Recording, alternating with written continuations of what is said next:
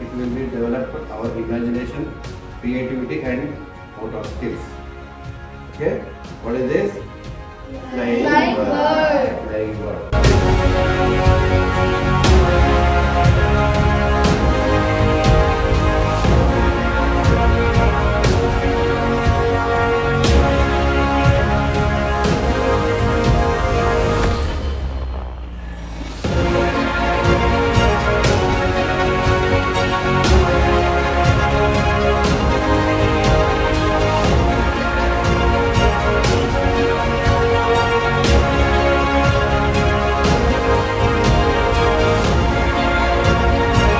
I'll ask you a few questions about this creativity.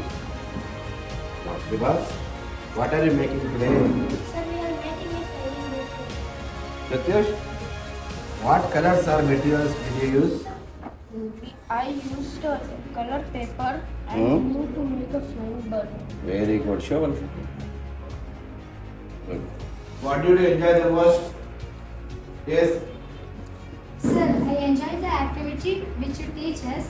It helps me being positive and also helps me to focus on my study.